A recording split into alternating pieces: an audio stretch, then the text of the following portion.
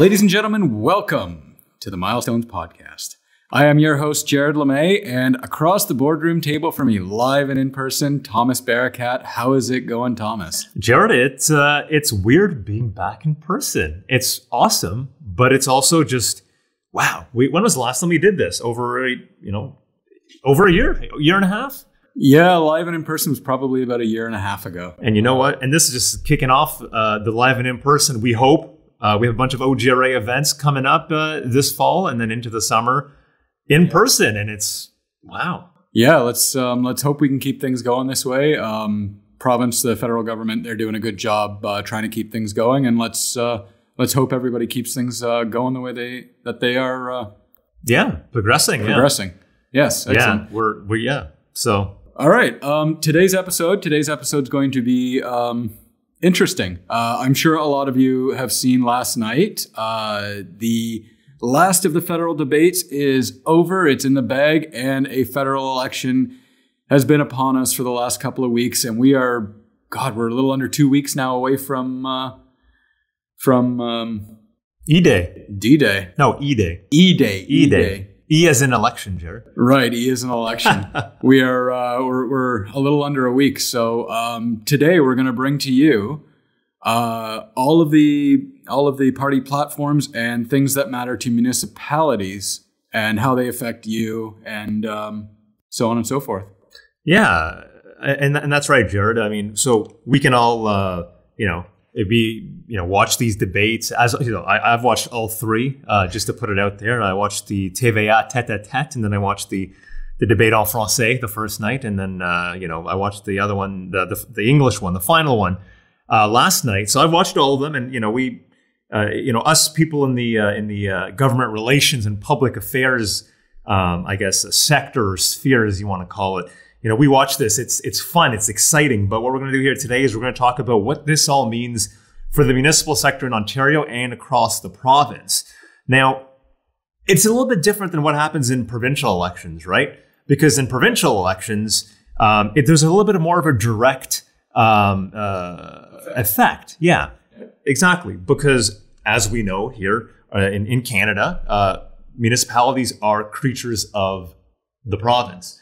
So the federal government's relationship largely is through provincial governments, right? But that hasn't stopped federal governments or campaigns in the past from touching on municipal issues. And of course, a lot of these the issues that affect municipalities, can be funded by the federal government, and so that's why it's important for us to kind of tune into this. So I am very much looking forward to the 2022 provincial election coming up in June. As a political junkie and public affairs person, this is exciting, but perhaps not as direct as it is as the provincial one will be for municipality. But each platform has promised a little bit, probably more than a little bit, for municipalities across the country, and there are a few things we can dive into. As the resident political junkie, Thomas, do you want to start us off? What do we want to look at first? But before we even do that, Jared, I think we should talk about what are the biggest issues facing municipalities right now, right? That could be addressed by a potential federal government. So, I mean, starting us off here, we know this: infrastructure funding. Right. OGRA did a study within the past year and a bit. We have a $34 billion infrastructure deficit in Ontario alone, just for roads, bridges, culverts. The FAO's Financial Accountability Office of Ontario, they released something similar just a couple of weeks ago, essentially saying very similar numbers to what so we know it's an issue. We know this is a huge issue. We need to get these assets back into a state of good repair. With such a big deficit, we know municipalities cannot raise these revenues on their own. No. The province is helping. Perhaps some would argue that not enough, but I'm not making that argument. But we're talking about the federal government today. So what I'm looking for in these platforms is there a commitment to infrastructure funding? Now, the biggest tool or program or funding from the federal government has been the Federal Gas Tax Fund. Now, we know that was first established in 2005. Right. And it's gotten bigger. It's administered by AMO in the province of Ontario. and it's become a very useful tool. And you know why? It's formula based, it's predictable, and it allows municipalities to fund the projects, the capital projects that are important to them, not from another level of government. They just get that. Now, the other thing with that too is a lot of these platforms are really, I guess, going into electric vehicles and renewable energies and so on and so forth, which directly affects that gas tax. And with the monies going down, municipalities, the province, they've got to find a way to replenish that as a consistent source of revenue. As revenue, or funding, we should say. But yeah, no, that's a good point, Jared. But yeah, so yeah, and we can maybe touch on that in a little bit. So I guess for me, when I'm looking at these platforms, I'm looking at which parties, who's promising what in this sense, who's going to bolster this, who's going to continue it, and who's pledging, I guess, to kind of keep it the same type thing. Now, the whole point of bringing that up, though, is that it's top of mind now for everybody because, I mean, with them pushing electric vehicles, it's going to be a problem sooner rather than later. But exactly infrastructure and how these different platforms affect. Right now, I guess I can tell you this, Jared. In my assessment of the let's say the big three, when we talk about the platforms today, we're talking about the Conservatives, the New Democrats, and the Liberals. We didn't have a chance to check out the other parties' platforms, but we're focusing on what we would call the big three here in Ontario. And I can just say, just through that, none of them talked about that, what you're talking about specifically, and how to address a potentially shrinking gas tax fund. Now, but just going back to that, so the gas tax fund has been renamed the Canada Community Building Fund. Maybe that's a little bit easier to remember than provincial gas tax fund and federal gas tax fund and who administers what, which one is for funding for what. Anyways, but we do know that the Liberals, they had doubled it for 2021. So they had doubled it before, but they doubled it for 2021 alone. So that was actually a pretty big deal, especially considering everything that happened with the pandemic and all that. So in their platform, they haven't pledged to do that, to make it permanent or whatever. It's still that 1 year doubling. Now, the New Democrats, on the other hand, they have actually pledged to permanently double the Canada Community Building Fund. So I got to ask you, do they mean permanently? Like just whatever numbers come in, like say they bring in electric cars and that number drops, they'll still double it, or are they talking like a certain number they want to double? Well, it's based on a formula, right? So it's based on population, it's based on a few different things. So essentially, my understanding of it is whatever the allocation number would be, it's now double that. Okay. So I'm not 100% sure, Jared, if the overall pie gets smaller, what happens, or if there's some sort of other revenue to backstop it. I didn't see that discussed, but I can't say for sure because I just don't know. Right. But the New Democrats have pledged to double that permanently, that's actually a pretty huge thing. Right. Because sorry, go ahead. No, that's fantastic. I mean, in a way, municipalities are looking for a little bit more solid, reliable funding, short of just doubling one thing that may or may not be gone in a few years or down to nothing. But it's actually a very stable and predictable source of funding for municipalities. The gas tax? The gas tax fund. Canada Community Building Fund. Canada Community Building. Yeah, For now. Until electric cars. I mean, We'll get into electric cars later, but they're coming. They may not be here now, but the technology is definitely progressing. Well, Jared, the listeners of our podcast, they definitely know that they're here. Judging, based on your all your preaching of electric vehicles. I tease you because it's a good thing that you have one, and I hope to get one soon. And actually, funny enough, you may not have a choice. Maybe by 2030 they want to stop. Actually, that's probably in the platforms. It was there somewhere. I think each one had promised something different, but I think the Liberals outside of their platform had already promised that all cars or all vehicles sold in Canada will be zero emission by 2030. Right. But again, I don't want to jump to that just yet. We're all, there is a lot to talk about. We'll stick with infrastructure for now. We'll stick with it because in my opinion, for municipalities, this is probably the biggest thing in terms of in terms of the federal government and their relationship, right? Because it's actually been such a useful tool. And look, Jared, we're talking about that and programs and funding. So a lot of the other, if I wanted to compare this to the Investing in Canada infrastructure plan, ICIP is what it's called.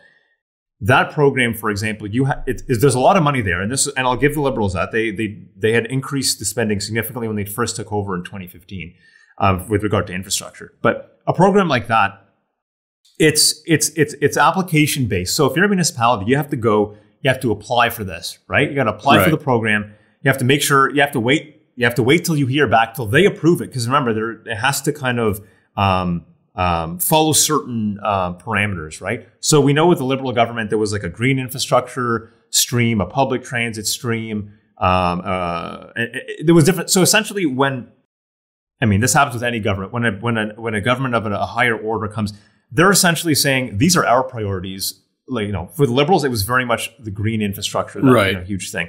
Now, what the Conservatives are proposing doing, for example, with the ICIPs, they're proposing to get rid of the green infrastructure requirements. So municipalities no longer have to prove that this, through this program ICIP, that it's going to have like a green effect, I guess. So would that be better for municipalities trying to revitalize or renew these roads and bridges, which aren't necessarily green? It depends. It depends who you ask, in a sense, because while the Conservatives, for example, have committed to getting rid of that requirement. Let's see, what does it say? Get rid of the green the green infrastructure requirement. They also they actually talk about targeting projects that strengthen transit and trade, reduce congestion and gridlock, and advance economic reconciliation with First Nations. Right. So in that sense, just reading that literally, that's from the platform. I mean, maybe that is, if that's what they're going to be investing. I don't know. Transit and trade, reduce congestion and gridlock. But what does that mean? What does reduce congestion and gridlock? Does that mean investing more in transit, which they say, or are they going to allocate a bunch of that to roads, bridges, that sort of thing? Because as we know, expanding a road doesn't necessarily reduce congestion. We know that from the 413 episode. Yeah, exactly. So episode 11, if I'm not mistaken. Yes, there you go. Plug that in there, Jared. But I guess sorry. So let me go back a bit, because I started this with a thought and I hadn't fully completed the thought. So the Conservatives are proposing to do this. So they're essentially swapping one requirement out for another. But again, this is a requirement that is important to them. It's their priority. I'm not saying it's not a priority for municipalities. But the beauty about something like the Canada Community Building Fund is it's not anyone else's priorities. It's the municipality's priority. Right. So you get that funding and you allocate it to the projects that are important to you. You don't have to prove that it's going to be green. You don't have to prove that it's going to be trade or this. It's what your municipality's priorities are, and that's why these types of programs are very, very important. So the first thing I was looking for was that. Right. And so on that promise, the New Democrats hit it out of the park. The Liberals obviously did a great job in that respect for this year, 2021, doubling it. Conservatives didn't mention anything about it, so I'm not going to say that they're not going to do it, but they don't mention it. So I would assume that they would maintain it at its current levels, like the non-doubling level. But they didn't. There was no pledge to cut that or anything. Right. So take it as it is. Okay. Yeah. So for infrastructure, the gas tax is the first thing each platform sort of addresses. Yeah, well, that's what I was looking for. That was the top thing. Now, FCM had put out so the Federation of Canadian Municipalities, and they speak for the municipalities countrywide, federally type, right. And they have that relationship. So I believe one of their asks was to permanently double to double that the Canada Community Building Fund. So it's the New Democrats, I think, have done very well in promising that for Ontario, for Canada's municipalities. So terrific. Yeah. So, anyways, but again, that was the first thing I was looking for when I was going through, and then I can't hold you back any longer on the climate change and zero emission transportation, Jared. But right. Like for example, you said we might not have a choice to for the different cars that we'll be driving and the zero emission vehicles and all that. Right now, for example, and we have talked about this in previous episodes, I live in a condo and I can't install, a a charger in my condo because it's not capable of it. So that is actually addressed in some of these platforms. Okay. Interestingly enough. Yeah. So so I'm going to say right off the bat, all three of the big parties have promised to increase zero emission vehicles.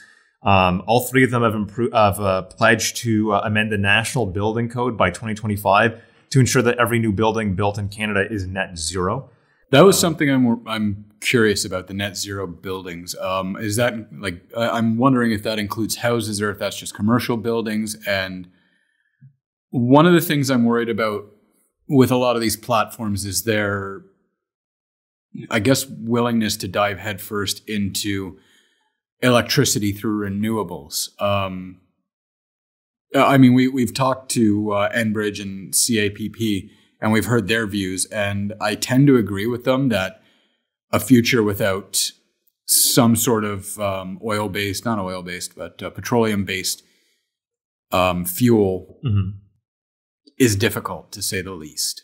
Well, I guess it depends on, and this was kind of a point for debate last night in the leaders' debate. It's how quickly can we transition? How quickly can we do it in a way that doesn't put people out of work, but then also also allows us to meet our targets under the Paris Agreement. Right. But one of my big things too is that you have to keep the same standard of living, and we've got to build I know the Conservatives are big on modular reactors. Harnessing nuclear power would definitely be great for electricity, because I know firsthand that heating a home using electricity is expensive. And I mean, I don't think our electricity grid at the moment, we're not Quebec, we don't have all of those natural resources, dams, all that thing. But we do have nuclear power, and modular reactors are in the future. So unless essentially what I'm saying is, unless electricity gets a lot cheaper really fast, jumping to it, I don't think a lot of people are going to be able to afford. Yeah, and I don't know, to be honest, Jared, I'm not too sure about I think I've been hearing that the cost of renewables is going to continue to go down, but I mean, I don't think that was specifically addressed in any of the platforms. To be honest, I'm not gonna lie, I wasn't looking for that, right? So I don't know that it could have been in there. No, it was just something that popped out in my mind, right? Yeah, no, I see what you're saying, because if we're all gonna if we're going to try to use more electricity for driving, for all this stuff, but the cost of electricity rises, then it becomes unsustainable, and then you lose support for these greening initiatives. Exactly, and it's damaging to, like you said, damaging to the whole green initiative altogether. Exactly. So we definitely don't want that to happen either. But yeah, as energy generation is largely outside of the municipal responsibilities in a sense. I don't know. I didn't look for that specifically, but just going back to the point that I made earlier, it was the Liberals who said they would provide $100 million to make sure existing buildings can install charging stations. Which, again, for someone like me, I'm like, oh, that's great. Like, if I could do that, I could be the next Jared LeMay. I could be driving a Chevy Bolt. There you go. And I mean, we've heard from people like Cara Clareman about how that's possible now as well. But I mean, to have that extra little leg up is definitely helpful. Yeah, and I think, like I said, so all three parties they're pledging to improve the charging infrastructure across it. And I think as a electric vehicle driver, it's very important. You need to know where the charges are. I mean, there's a lot more of them now than there were before, but I think having that consistency is probably something that would help adoption. And I don't know, there's probably a little bit of a misconception in the sense that they're a lot more common than people think they are. But but people don't see it because it's not like a gas station where there's a gas station everywhere.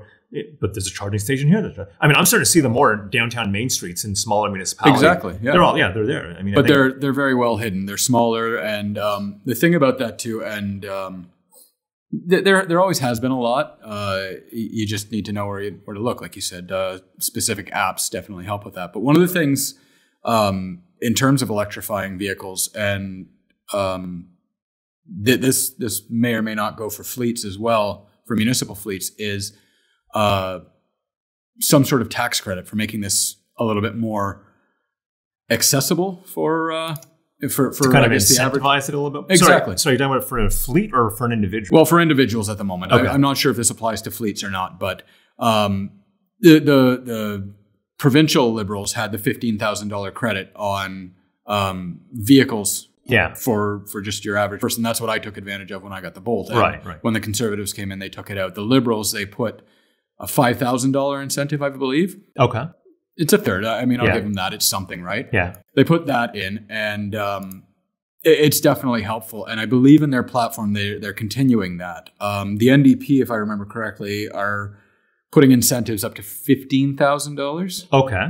And the Conservatives, I don't really see anything in terms of that. For that, yeah, I'm not too sure. Not specifically, but yeah, incentivizing purchasing electric vehicles like that definitely helps people get over the barriers. Look at Teslas; they're really, really expensive. My Bolt, I mean, it would have been about $45,000 before my incentive, and it helps get over that initial hump. Well, it brought it down to a sustainable level, like to a level that I could definitely afford. Right. And then things like the people with the big pickup trucks, they always, I see there's a little bit more resistance to electrifying. Ford's had some good things with their Lightning, their new pickup truck. Anyway, I've heard great things about that, and maybe when somebody's truck comes end of life, they say, hey, why don't we try that? Why don't we try Elon Musk's Cybertruck? Right. And I mean, I've seen great things with that. As battery technology becomes better, stronger, more distances, more compact, all of that stuff, this just makes it easier for people to adopt something like that. Right. So, I mean, we talked about on a personal level. Why don't we shift it back to municipalities and fleets and things that municipalities can undertake as a municipality.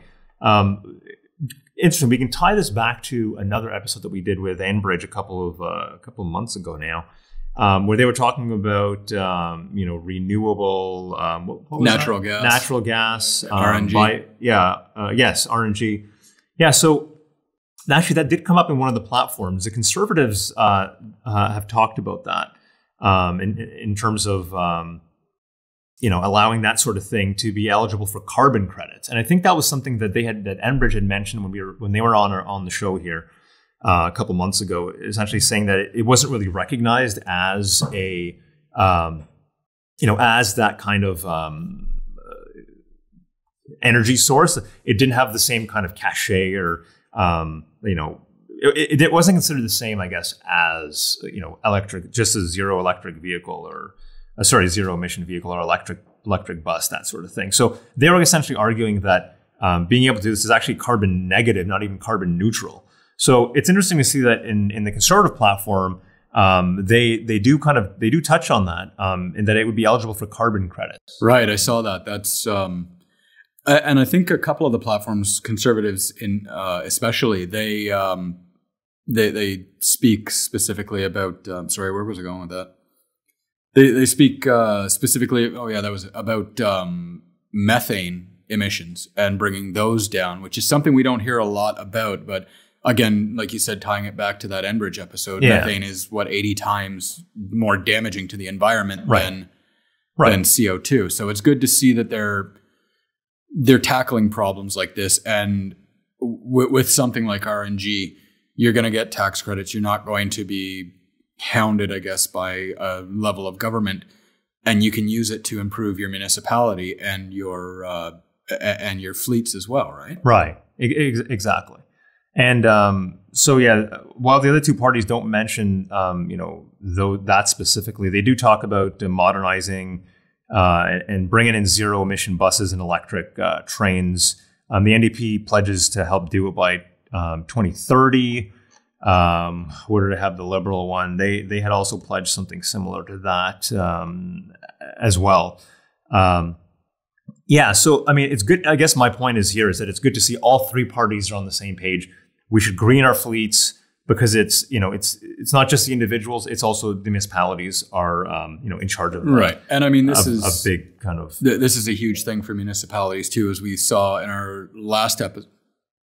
No, the episode before with Jessica Yaramchuk. Yes. About insurance and how much global warming, climate change. Not going to say global warming. Yeah. Climate change does affect, I guess, infrastructure and claims and things like that.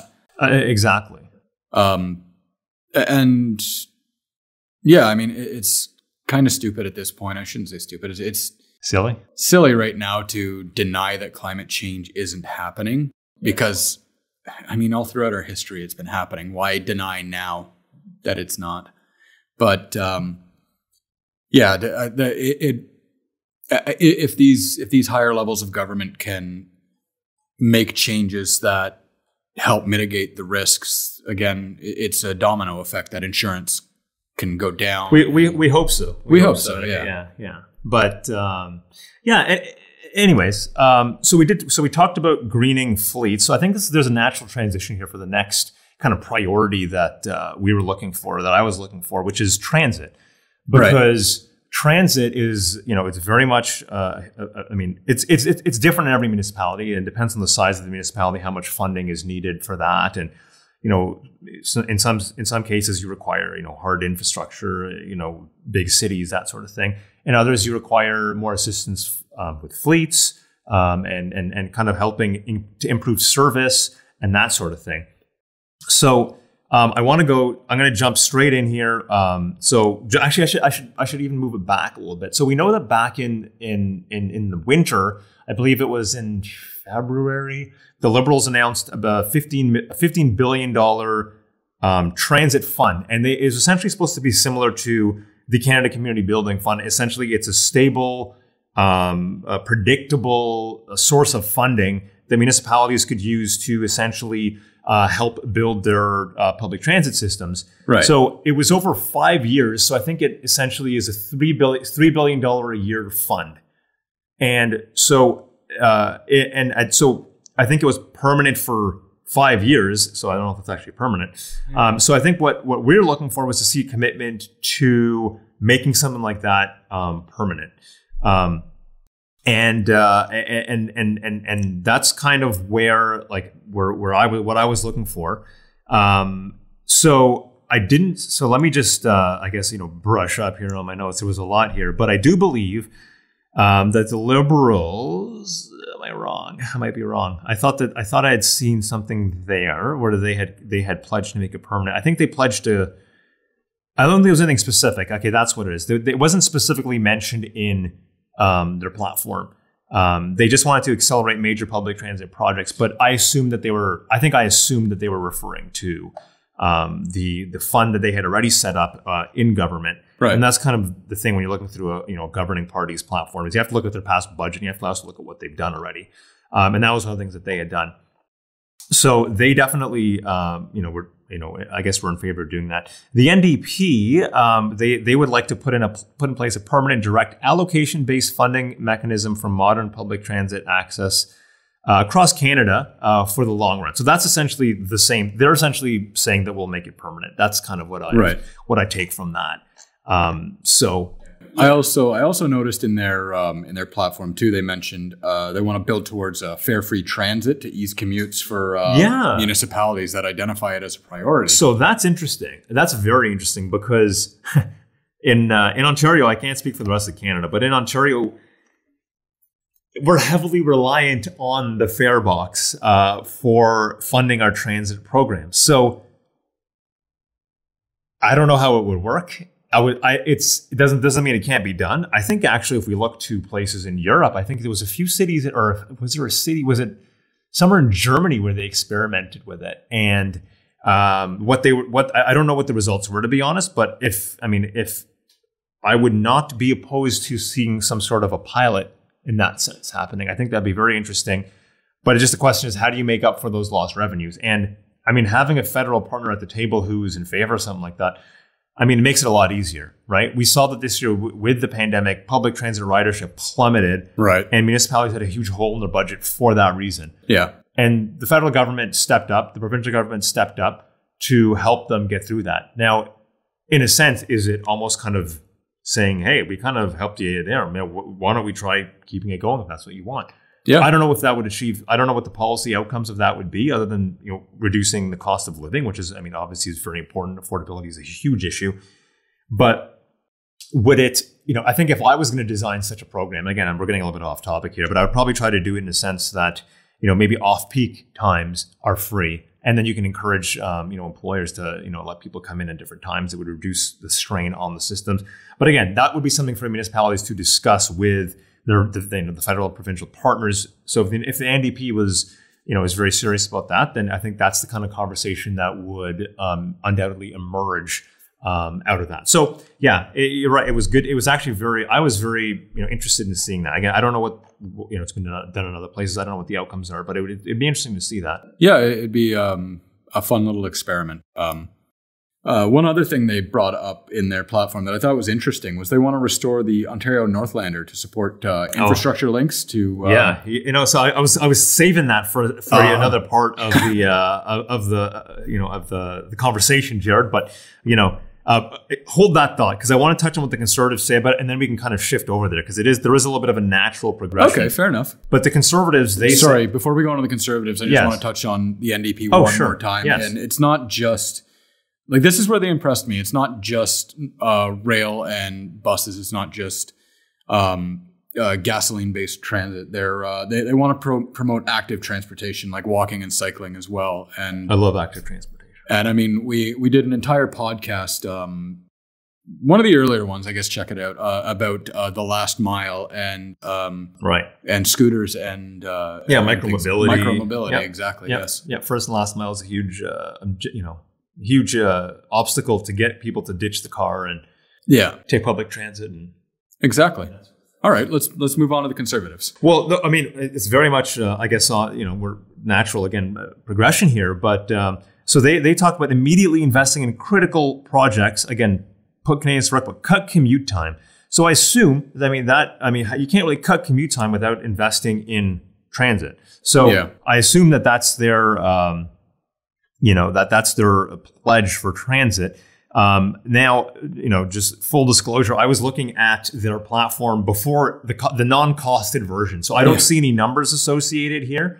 The Liberal one is costed. The NDP one is still not costed up to my knowledge. But at this point, I think the NDP one is costed. I think I checked that out last night and I saw a link to a costed one. Then Jagmeet caught some serious crap last night in the election. I was going to say, I thought that some of the attacks on him last night was that the platform was not costed at all. So. Unless it was just unreasonable, but I'm not. We'll leave the political attacks for the politicians, right.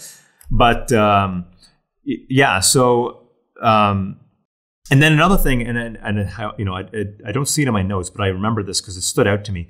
They had essentially said that this was more of a housing promise, but they said that they pledged to help municipalities build more housing around transit stations. And honestly, without changing our development patterns and the way our towns and cities are built, we're never going to solve gridlock and commute times and all this. We have to live close to where we work. We have to be able to get places without having to use a car for every single trip. Yeah. So doing that it's a good initiative. I don't know. Again, it's a very high level promise. I don't know how they're going to achieve it, but that's. I mean, I guess we could say that the Ford government in Ontario are already starting to do that with their Transit-Oriented Communities Act and all that. And I think that's a very good first step forward. If they're going to be working with the provinces to do that, I think that would be very easy, especially when the provinces in such as Ontario are already starting to do that. But was that Innisfil is? The Orbit? Yeah, that project they've got going on. We've got there's something in the next issue of the upcoming Good Roads Quarterly, the brand new magazine coming out soon. Yeah. There's a little something in there about that. And if I'm not mistaken, that's centered around the GO station as well, right? Well, that whole development is supposed to be this futuristic type.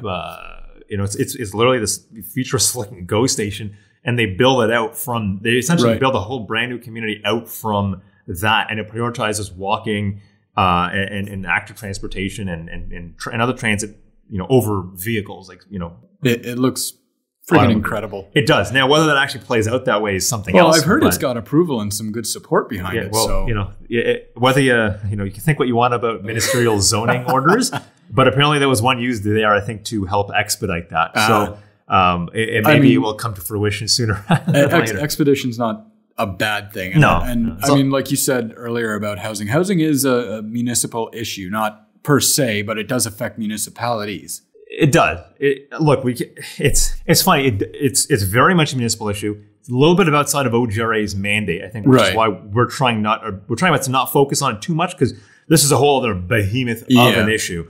And it does affect municipalities. You are absolutely right about that, Jared. But it is hard to kind of talk about it, or to not talk about it, because it's not an isolated thing. It does affect, this, that, whatever. But transit and transportation is hugely affected by housing and affordability. And, we saw that, we're seeing that people are moving further and further away from, for example, in the GTA, they're moving further away from the city of Toronto itself. Yeah. But it's also, other places further out, 3 hours away, are having, to deal with the effects of these issues. And, we talked to some of our rural members, as far away as almost, Thunder Bay, North Bay, and they're saying that they're feeling the effects of it, right? I mean, I've got friends in Belleville. One of my buddies in Belleville is trying to buy a house, and he can't because people are the competition to get a house out there is just so ridiculous. Yeah. So I mean, it's a huge issue. So we can't avoid it completely. It's a little bit out of what we want to talk about today, but I just wanted to put a footnote out there, just because. I mean, it is all of these platforms have something about housing. So yeah, they do. I'm going to put them in the show notes. Take a look at them. Take a look at at all the platforms, specifically housing, and see how it affects you. And before we get to the end of this podcast, I do encourage you to look at the platforms and really inform yourself on how you want to vote.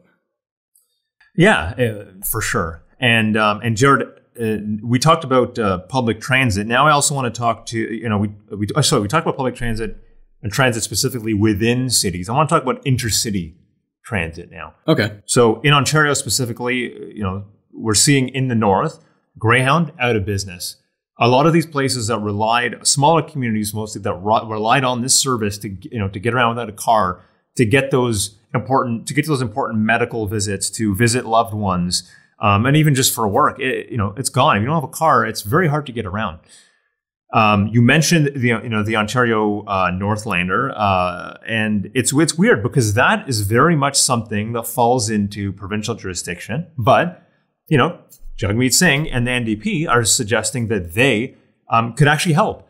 And I mean, if you have a federal partner coming with a bag of money saying, "Hey, we're going to help you do it," I think it could actually help get things done. Now, I think a lot of it would have to be developed, between the municipalities, the provincial government, Ontario Northland itself, perhaps. But I mean, what's wrong with a federal partner coming and saying, "Well, help fund it"? Well, and the thing, the larger damage too would be if Northern Ontario was cut off from Southern Ontario as well. Yeah, but I mean, and it depends. It depends who you ask. But I mean, this Northlander has been. I mean, the train hasn't ran now since the McGuinty years, right? That's when it was cut off. Ouch. They still have buses, but the NDP, like the federal NDP, Jagmeet Singh and the team, they've actually they want to bolster intercity public transit. So that can mean buses. We've had some sessions at our conference over the past couple of years about this topic specifically, and so they're pledging that they want to come up with a strategy for that, and that's very important. So one way of doing it is busing. Another way of doing it, they've specifically mentioned the Ontario Northlander and helping to kind of revitalize it. So our members in the north would be very happy to hear about that. So I mean, there's that. Second thing I want to mention, and this is not really municipal jurisdiction, but they have. I mean, all three parties I think we're talking about. Actually, I'm not sure if it was in the Conservative platform. We're talking about high frequency rail between Toronto and Quebec.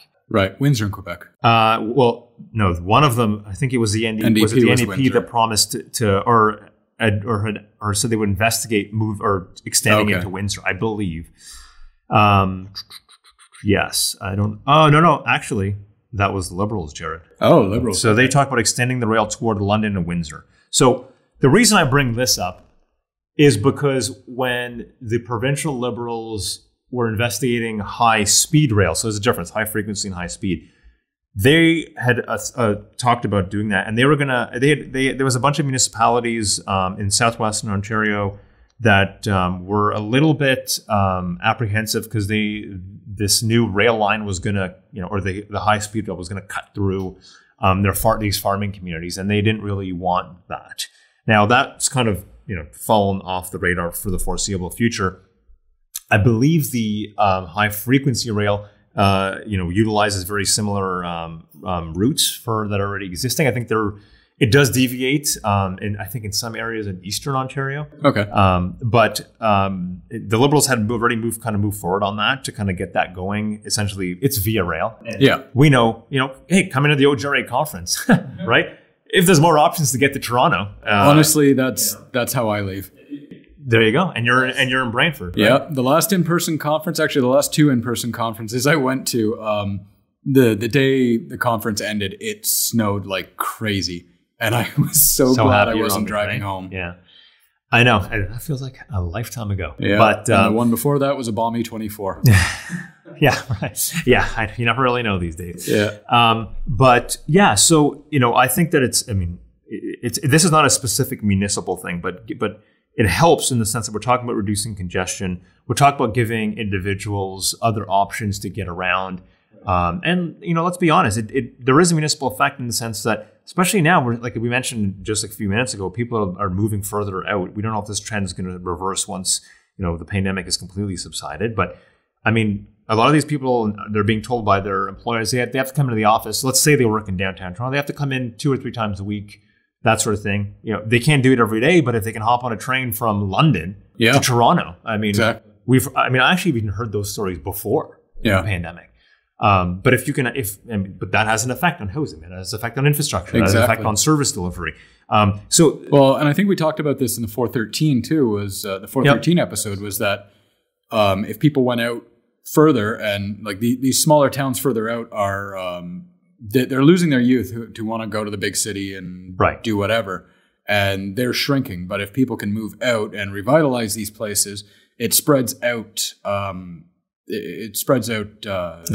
population, and it's not so dense in like the GTA. True. Although and again, going back to housing, some of these small communities maybe are not regretting what they wish for, but now that they're seeing the same type of housing increases that we've been seeing here in the GTA for quite some time, they might... Well, the people who already live there are fine, but trying to buy a new house, I know my house has doubled since we moved there. Yes, but it all... Yeah. But again, that's a whole other can of worms there. But, and then there are... the people moving out from the city, Executive Director Scott Butler talked to, what was it, CTV News about... people moving out to farming areas and not understanding how to drive. That it's a runoff effect, but it's growing pains for those cities, right? Right. Yeah. Exactly. So yeah, you're absolutely right about that, Jared. But yeah, the pledges. We're seeing the NDP pledged the Northlander, the Liberals pledged to continue with their high frequency and extend it to London or Windsor. I didn't see anything. I don't think in the Conservative platform. On that, let me just take I don't know if you saw that, Jared. I think they have something about rural communities. I'm going to take a look at that. Okay, so and that's actually a very nice segue. We talked about transit. We talked about intercity transit, rural transit. That is another thing. Now, again, going back, so I mentioned a $15 or $14.9 billion fund that the Liberals had set up back in the winter. A portion of that, was it 25 million, I believe, was set aside specifically for rural transit solutions. And so they had mentioned, so again, I don't know if it was mentioned in the platform specifically because they had already talked about this, they already pledged it beforehand. So I don't think I saw it in this platform. But they did mention that they already committed to 250 million. Sorry, not 25. That was I misquoted that, not the misinformation, but it's 250 million out of the, I think approximately 15 billion that they were going to for rural transit solutions. So that's the Liberal pledge, right? Yeah. The NDP talked about, let me see. Man, it's really hard to go through all of them and remember every little thing that they talked about. Well, they're both, all three of them are really comprehensive. I think the smallest one's 86 pages. Yeah, exactly. So, but I mean, they have a nice index at the start. If you're interested in key issues, definitely take a look, hit the index, hit what you're looking for. And I mean, not everything's going to apply to everybody, right? No, of course not. Of course not. So, yeah. So I don't know. I don't remember see the note that I made about that. But that's okay. One thing about rural communities as well is rural internet is a big thing on all three platforms I saw. Yeah, broadband, right? Broadband, right? Exactly. And it's been entirely too long, and we live in 2021. You should be uploading and downloading faster than 5 megabits per second. You're right. And sorry, just slightly move back here. Yep. So the NDP pledged a new deal for rural infrastructure programs. And I think that's where I had essentially assumed that it was similar to the Liberal one, where they pledged the $250 million. So that's what the NDP. But yes, but again, we can't talk about rural infrastructure without talking about broadband. I mean, it's very heartening to see all three parties kind of step up. Now they all have kind of similar approaches to it. They talk about a use it or lose it approach to broadband, kind of like the spectrum that these big companies kind of bid on. Right. So they all kind of want to expedite. They want to have it, by 2025, have it all, by all of Canada and Canada high-speed internet. So all three parties have committed to that, and it is good to see that that's actually not. It's not like one party's, going to try and cut back on that. It seems like everyone has understood this, especially because of the pandemic. I think it's really shown everyone how important such a service is. It's actually the NDP actually they wanted to declare it as an essential service. And that was one way of doing it. And that just jogged my memory. What the NDP wanted to do differently than both the Liberals and the Conservatives is they wanted to set up a crown corporation for broadband. Right, I saw that. Yeah. So they say they want to create a crown corporation to ensure the delivery of quality, affordable telecom services to every community. That's fantastic. And I mean, I know I've heard anecdotes from our board member, Kelly Elliott, lives out in Thames Centre. And when this pandemic hit, her kids trying to get to digital school was honestly just a nightmare. They'd have to go down to the local library. And I know. Like again, we're in the GTA here, and we're very spoiled when it comes to these things here. But I took a couple of trips this summer outside of the GTA, and I remember I was wondering if I could take a video. I don't want to work on vacation, but I was wondering if it was possible to take one meeting and I couldn't commit to it because I wasn't sure what the broadband or internet situation was like. Right. So, and I mean, everything nowadays relies on internet connectivity and how fast you can be, and especially for kids for school. A lot of the new technology for roads developments relies on broadband as well, Wi-Fi and 5G, 4G, LTE to transmit data.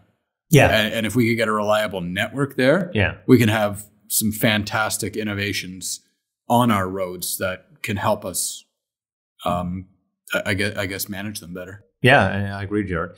And I guess the one thing it doesn't very much apply to the municipal sector. I'll put it out here, and I don't want to start a conversation about this specifically, but another thing in the Conservative platform that was not in the NDP or Liberal one, and not a municipal concern.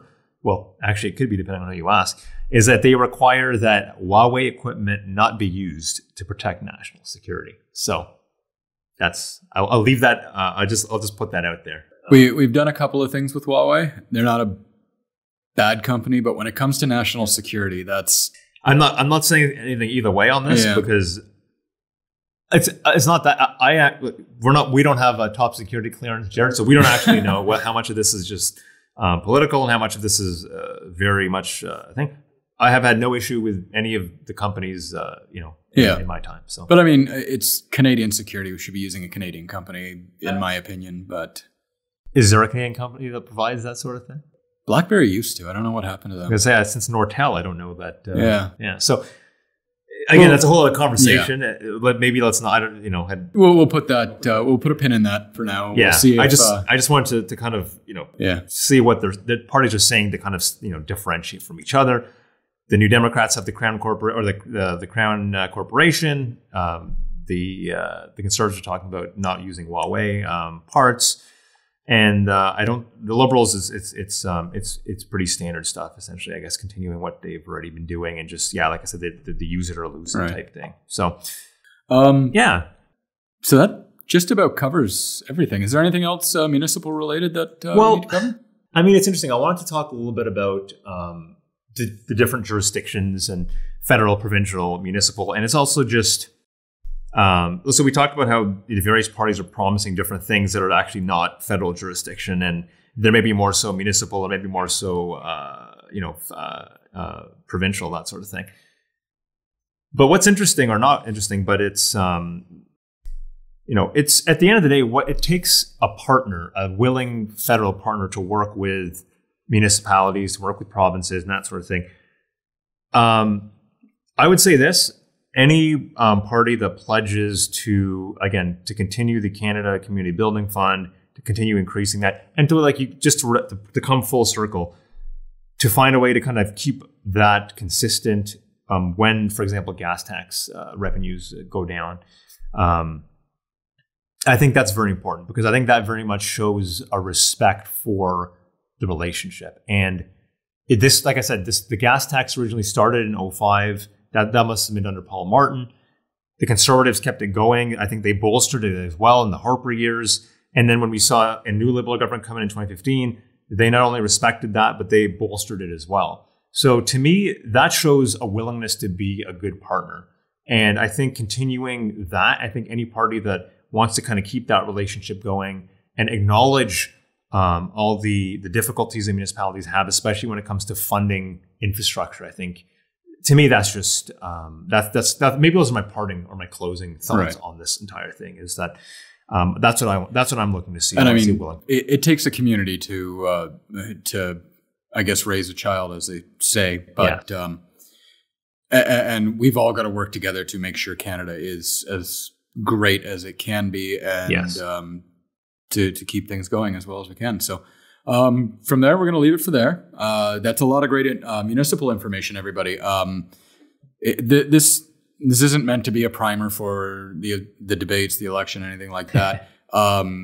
This is just how each platform affects your municipality or municipalities in general.